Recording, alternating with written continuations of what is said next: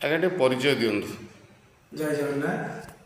ମୁଁ ରଜନୀକାନ୍ତ ପଟ୍ଟନାୟକ, ଭାରତୀୟ ଜନତା ପାର୍ଟି ସିଂହଦା ମଣ୍ଡଳର ସାଧାରଣ ସମ୍ପାଦକ।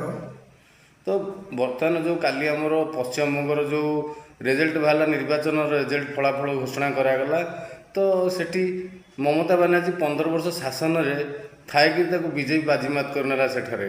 ତ ବର୍ତ୍ତମାନ ବିଜେପି ଶାସନ ଚାଲିବ, କ'ଣ କହିବେ ତାପରେ?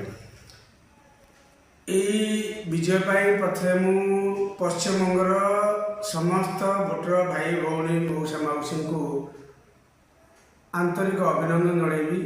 ସେମାନେ ଭାରତର ଯଶସ୍ୱୀ ପ୍ରଧାନମନ୍ତ୍ରୀ ନରେନ୍ଦ୍ର ମୋଦିଙ୍କ ଉପରେ ଆଶା ଭରସା ରଖି ଆଜି ତାଙ୍କୁ ଆଣିଛନ୍ତି, ତାଙ୍କୁ ଅନ୍ତର ସହିତ ଭଲ ପାଇଛନ୍ତି ମୋଦିଙ୍କୁ, ଯାହାଫଳରେ କି ଆଜି 15 ବର୍ଷର ଟିଏମସି ଶାସନ ଭୁଷୁଡ଼ି ପଡ଼ିଛି ଏବଂ ଗେରୁଆ ହୋଇଯାଇଛି ସମଗ୍ର ପଶ୍ଚିମବଙ୍ଗ। ଅତୀତରେ ମମତା ବାନାର୍ଜୀଙ୍କ ଶାସନ ପିରିୟଡ଼ରେ ଯେଉଁ ଦୁର୍ନୀତି ଭ୍ରଷ୍ଟାଚାର ଶାସନ ଚାଲିଥିଲା ତାର ପରାଜୟ ଘଟିଛି।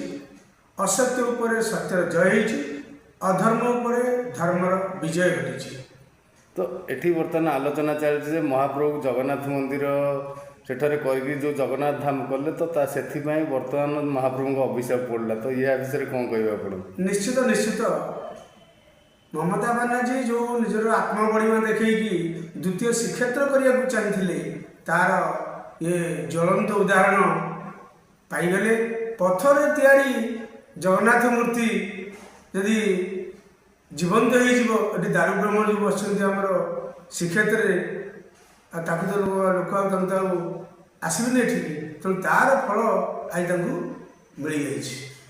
ତ ବର୍ତ୍ତମାନ ଆପଣ ଯଶସ୍ୱୀ ପ୍ରଧାନମନ୍ତ୍ରୀ ନରେନ୍ଦ୍ର ମୋଦିଙ୍କୁ କିଭଳି ମାନେ ଶ୍ରେୟ ଦେବେ ଏବଂ କଲିକତା ଏବଂ ଓଡ଼ିଶାର ଜନସାଧାରଣ ଆମ ଅତିଥିମାନେ ଯାଇ ସେଠାରେ ବି ନିଜର ଦଳ ପ୍ରତି ସାହାଯ୍ୟ ସହାନୁଭୂତି ଦେଖାଉଥିଲେ, ତ ଏମାନେ ସବୁ କିଭଳି ଶ୍ରେୟ ଦେବେ? ପ୍ରଥମେ ଆମେ ତ ସେହି ଦଳର କାର୍ଯ୍ୟକର୍ତ୍ତା। ଆମର ପ୍ରିୟ ପ୍ରଧାନମନ୍ତ୍ରୀ ନରେନ୍ଦ୍ର ମୋଦି, ତାଙ୍କୁ ସିଏ ମାନେ ଯେ ଖାଲି ପ୍ରଧାନମନ୍ତ୍ରୀ ତାହେଲେ ସେ ବର୍ତ୍ତମାନ ବିଶ୍ୱର ଗୁରୁ ହୋଇଗଲେଣି, ଯେକି ସମଗ୍ର ବିଶ୍ୱ ତାଙ୍କୁ ମାନେ ଭଲ ପାଉଛି।